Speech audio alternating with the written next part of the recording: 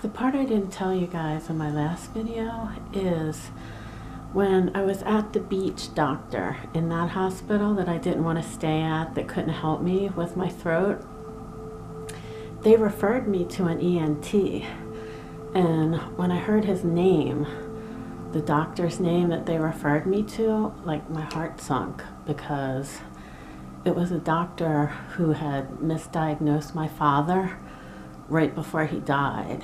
And I hate to say this, but like this man was somebody who right after my father died, I like really held this like hatred in my heart for him for a couple of years. I don't even know the guy, but I knew his name, and I hated that my dad had advanced cancer and that he told him that he just had a sore throat and that it was no big deal. I was mad at him for missing that. And like for years I held like a grudge against this man, and I like fantasized about filing a lawsuit against him or something like that. I mean, I feel like a horrible person for saying that, but I did. And when I was in the hospital, you know, that day or night, whenever it was, and they told me that the only person I could see about my throat swelling up was him, it was like somebody just like stuck a knife in my heart.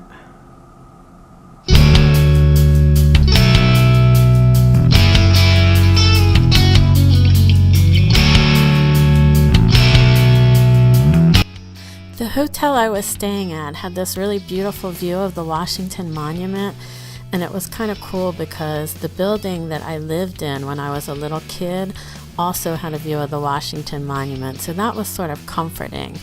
But then the ironic thing about this was our first president, George Washington, actually died from the same ailment I had. He died from an abscess in his throat. But of course, we have so much better modern medicine now, so that's why people don't die from that really so much anymore. Whenever I have kind of a dramatic or traumatic life experience, I tend to get introspective, and I started to think about my life, and so many of my friends and family members have died. You know, so many of my friends died really young in life, like between ages 15 and 33, like way too many to die at such a young age. And so many of my family members have died. So because I was sick, you know, I was pondering these things, and I came to realize that over 80% of the people who I've truly cared about, truly loved, you know, family and friends, are gone or dead. 80%. I mean, that just seems like such a high number. Like 8 out of every 10 people I have ever loved are gone. It's just, it's really shocking, and it really hurts when you think about it. I mean, I think I've like pushed that all inside of me and like numbed myself to it, but like so many people are gone. So many people who I could share memories with or be like, hey, remember when this happened? Remember when that happened? Like they're gone. They're dwindling. There's just so few people left who could remember like any part of my life, my childhood, my teenage years. Just kind of sad when I think about that. I wear this necklace often. It's one of those puffy lockets that holds more than one picture, and inside I have photos of many of the people who I have lost.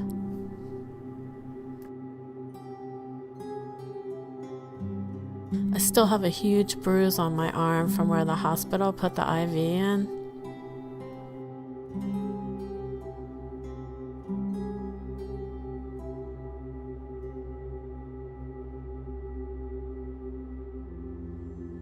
After my procedure, the surgeon told me I had to wait a half an hour before I could have anything to eat or drink. And 5 hours later, the hospital still hadn't fed me, still hadn't even given me like a cup of water. It was awful.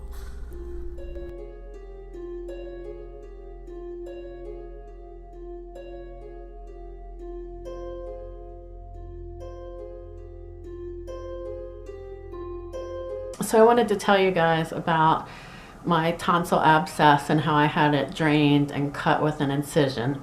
I had the procedure done at the hospital. It was pretty much like I described to you guys. I was there for almost 24 hours in the emergency room. They gave me like a private room sort of inside the emergency room at some point after I'd been waiting for a long time and gone through triage and all of that. And then the actual procedure, which they had an ENT surgeon come in, it didn't actually take that long, maybe 15 minutes, but it felt like forever, of course. They took a numbing spray and sprayed it in my throat. And the hardest part was I had to sit there like completely still. You know, like your natural reaction is to flinch or pull away when someone is doing something that hurts you. But, you know, I knew I had to sit there because where they cut is really close to your artery, your main artery in your neck. Like you could die if they're off by a little centimeter. So you have to stay really still even though you're scared. So I think I tensed like every muscle in my body. And you sort of have to be part of the operation because the surgeon likes to use two hands.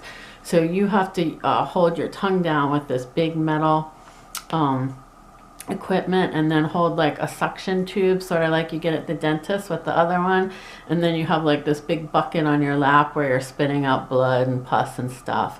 And what was really horrible about it was the whole time, because it's at the back of your throat, you have like this gag reflex, you know, like anytime somebody puts something in the back of your throat, you kind of have that natural gag reflex where you kind of want to dry heave or something. So it's a very uncomfortable feeling.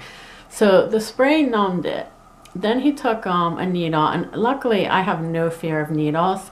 I used to work as a body piercer. I have lots of piercings. You know, I've never been scared of getting shots or getting blood work or getting IVs. Like none of that bothers me. So, I mean, if somebody was scared of needles, this would probably be really terrifying because even without being scared of needles, I was very terrified just because of the location. And the needle is... The first needle was thin, but extremely long. And he sticks that one in. And even though you're numb, you still feel it. You know how like when you get your shot of Novocaine at the dentist, and then when you're getting a cavity or something, you still like feel that things are going on. You just don't feel pain. So I could definitely feel the needle. I just couldn't feel pain. And even after he shot the numbing agent in with the needle, I could still feel the rest of the operation. It just wasn't painful. You know, it was scary and it was uncomfortable and it was very awkward, but it wasn't painful. It was just, it was unlike anything I've ever experienced. It was definitely a growth and not something I would ever recommend or want to have done ever again. So after the numbing needle came a bigger needle. It was like a thicker gauge needle. And that was a needle that he kept in there for a long time and actually like suctioned, you know, like you draw blood. He drew out the stuff. And it was a good size syringe, probably like 4 inches long and maybe like the diameter of a dime, filled with stuff like pus and blood that he pulled out of my tonsil. I know that's really gross, but it looked like, you know, if you pop a pimple, the stuff that runs out, it looked like that, only even with a big pimple, you're only talking a very small quantity of this gross pussy fluid, where with this, it was just a massive amount. And that was what went into the syringe. I was also like spitting up large chunks of blood and gross material. Sorry if this is, you know, turning anybody's stomach, but this was the experience. And, you know, he would take a break every couple minutes so that I could spit and kind of, you know, like take the suction and suction out my mouth, and then he would go back in. Then when the needle drawing was done, this was like the worst part. He walks over with this scalpel, right? This really sharp scalpel that looks like, you know, like a box cutter. And he goes inside, and even though it doesn't hurt, again, you're having the gag reflex, and you could feel it, and it felt like your body was like a piece of meat, like a steak that somebody was cutting out for dinner. Like I could actually feel the little knife like axing, you know, like an axe going back and forth on like a log. I could feel that like penetrating my tonsil, which is a very bizarre feeling. And he did that twice, made 2 like large cuts that felt like he was like sawing my tonsil. And then he took like this forceps looking instrument and took it in the back like a clothespin or like something you would grab a hot dog out of boiling hot water, and like squeezed the tonsil in between the you know, the 2 edges of this tool, which was really nasty. I didn't like the feeling of that. And again, even though it was numb and it wasn't really painful, it was just like this awful, yucky, like invasive feeling. It's just awful. And, you know, I think he was squeezing out anything that might have been left inside there. So, yeah. And then when he left, you know, he went over everything. But the worst part about it was he said that he thought it was unusual. You know, I had a CT scan and I had a lot of blood work done. It wasn't strep throat. These things can be caused by lots of different bacteria. Or these things are caused by, they can be caused by a virus, like mono, for example, or even influenza, the flu. Mono is the Epstein-Barr virus. It can be caused by strep throat, you know, bacteria like strep and other various strands of bacteria. But they did rule out strep. So the worst part was he said that because I hadn't had a history of sore throats, that it was weird that this winter I just happened to get these 3 really severe cases of tonsillitis, and, you know, of course the last one being the one that actually led to peritonsil, you know, whatever it's called, with the abscess. And he said that they want to test me for cancer. It really upset me that they used the cancer word. And I have a very positive attitude about things, life in general. So, I mean, I am looking at it like I don't think it's cancer. And if it does turn out to be cancer, I will go into it with a very positive attitude, you know, determined to beat it and determined to learn everything about it and figure out, you know, a strategy that's going to work. So it's not that I'm so much like scared about that, but ever since the doctor said, you know, it's probably not, but it could be cancer, like my mom freaked out, you know. And I just think, I don't know, I wish they wouldn't say things like that, because I know it's going to put a lot of stress on her. And I don't know, I just felt like it was kind of unnecessary, you know, at this stage, like to bring that up. You know, I think they should have waited until the follow-up appointment.